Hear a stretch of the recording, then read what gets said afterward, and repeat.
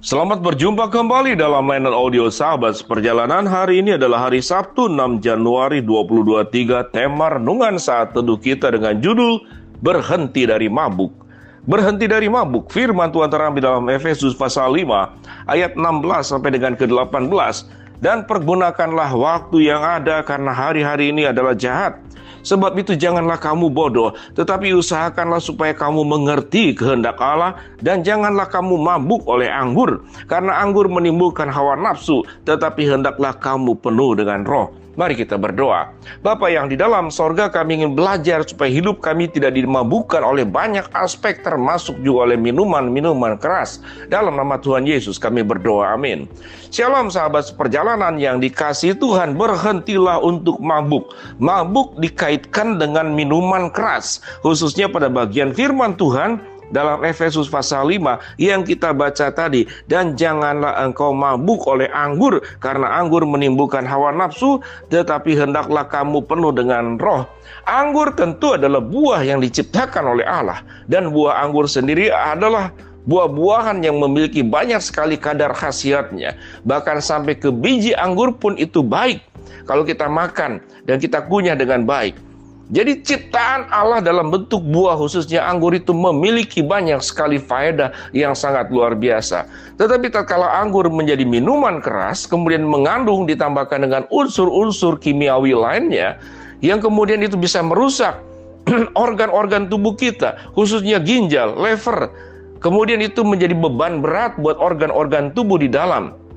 Dan berbicara tentang anggur yang difermentasi, anggur yang memabukkan, apa yang firman Tuhan katakan pada ayat 18, dan janganlah kamu mabuk oleh anggur, karena anggur menimbulkan hawa nafsu.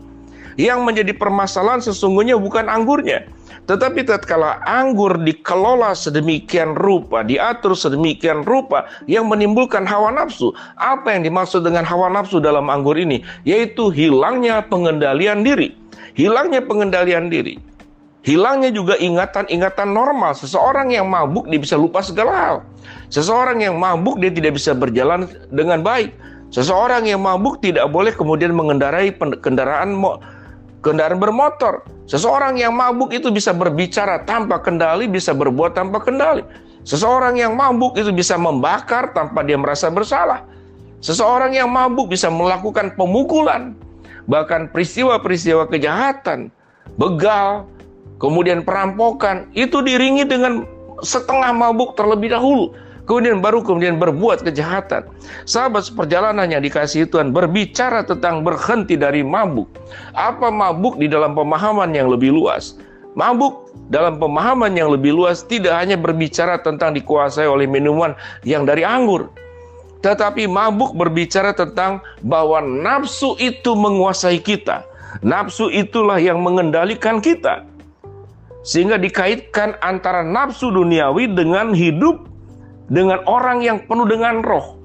Jadi hidup ada dua pilihan, hidup penuh dengan nafsu duniawi, nafsu berdosa, atau hidup penuh dengan Roh.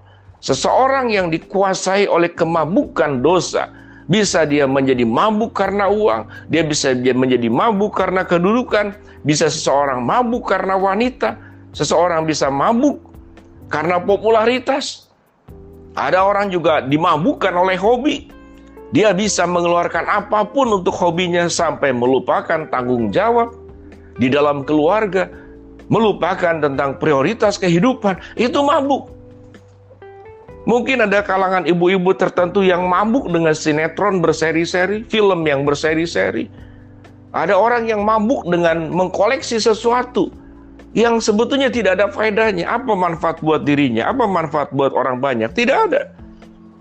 Ada seseorang yang sangat suka sekali mendaki gunung. Sekali mendaki gunung itu sampai bisa ratusan juta ke berbagai negara. Tapi kemudian dia mengabaikan tanggung jawabnya untuk keluarga. Dia tinggalkan suaminya, dia tinggalkan istrinya, dia tinggalkan anak-anaknya demi hobi. Karena dia senang memanjat tebing, dia senang memanjat gunung. Sehingga itu menjadi nafsu, sekalipun itu olahraga yang baik. Tetapi sesuatu yang kemudian dikejar secara berlebihan, itu bisa memabukkan kita. Ada orang yang mabuk pujian. Ada orang yang mabuk pujian. Ada bos-bos tertentu, jadi majikan, jadi pimpinan. Itu mabuk dengan pujian. Kalau kemudian bawahannya tidak memuji dia, tidak menghormati dia, dia marah besar. Dia marah besar. Dia marah luar biasa. Sahabat seperjalanan yang dikasihi Tuhan, dunia ini bisa memabukkan kita. Dosa ini bisa memabukkan kita. Apa penyebabnya? Yaitu hawa nafsu. Suatu kita melihat pada ayat 18, dan janganlah kamu mabuk oleh anggur, karena anggur menimbulkan hawa nafsu, tetapi hendaklah kamu penuh dengan roh. Bagaimana cara penuh dengan roh? Ayat 16 dikatakan, dan pergunakanlah waktu yang ada, karena hari-hari ini adalah jahat. Sebablah jangan kamu bodoh, tetapi usahakanlah supaya kamu mengerti kehendak Allah. Jangan menjadi orang bodoh, tetapi orang yang mengerti kehendak Allah. Janganlah engkau kemudian menyia-nyiakan waktu, tetapi firman Tuhan katakan, pergunakanlah waktu-waktu yang ada, karena hari-hari ini adalah jahat. Sahabat perjalanan yang dikasihi Tuhan, berhentilah dari mabuk. Mungkin sebagian kita berkata, saya tidak minum minuman keras, tapi sesungguhnya kita adalah orang-orang pemabuk. Kita mabuk dengan semua aspek yang dijelaskan sebelumnya. Setiap orang itu punya kemabukan-kemabukan di dalam area-area tertentu. Kemabukan-kemabukan di area-area tertentu. Ada orang yang kemudian kalau tidak terus shopping, padahal barang itu tidak perlu dibeli, dia mabuk dengan shopping. Ya, mabuk dengan kemudian perawatan kecantikan yang berlebihan, mabuk dengan hobi-hobi tertentu. Lelaki tertentu mabuk dengan otomotif. Terus yang dipikirkan, yang disentuh, kalau tidak mobilnya, kalau tidak motornya. Ada orang yang mabuk terus melakukan mengejar harta benda, terus investasi, terus bekerja. Apakah boleh? Kenapa tidak boleh? Itu sesuatu yang baik. Tapi kemudian melupakan tugas-tugas utamanya. Sampai kemudian ibadah pun dilupakan. Waktu bersama dengan Tuhan pun ditiadakan. Membaca Alkitab dianggap sebagai sesuatu yang sangat kuno. Berdoa dianggap sebagai bentuk kelemahan. Karena kita tidak perlu berdoa. Yang penting berusaha. Tidak perlu mendengarkan firman. Yang penting kita yakin dengan keyakinan diri sendiri. Bukankah itu adalah bentuk-bentuk kemabukan yang membuat kita jauh dari Tuhan? Dan kemabukan-kemabukan seperti demikian adalah kemabukan hawa nafsu, kemabukan kedagingan.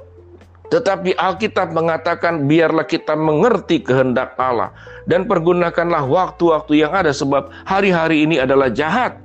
Dan biarlah kita terus berjuang agar hidup kita penuh dengan roh. Sahabat perjalanan, hobimu, uangmu, kedudukanmu, pencapaianmu, keberhasilanmu tidak boleh membuat engkau mabuk. Tapi semua pencapaian yang kita dapatkan itu membuat engkau bersyukur dan memuliakan Allah. Ada dua tindakan yang membuat kita terhindar dari mabuk dalam kehidupan ini, yaitu bersyukur, dan kita lakukan semuanya untuk kemuliaan Allah. Kapan kita berhenti dari kemabukan? Maka hari inilah kita katakan, aku berhenti dari berbagai macam kemabukan. Tidak hanya masalah anggur, tapi dimabukkan oleh banyak aspek, sebagaimana yang dijelaskan di dalam renungan penjabaran sebelumnya. Sahabat seperjalanan, masih dalam suasana tahun baru ini, kita berjuang agar aku berhenti dari kemabukan dosa, tetapi hidupku penuh dengan roh. Mari kita berdoa. Bapa dalam surga, terima kasih buat kebenaran firman Allah yang kami pelajari. Hamba-Mu berdoa buat sahabat seperjalanan yang sedang sakit, Tuhan jamah sembuhkan.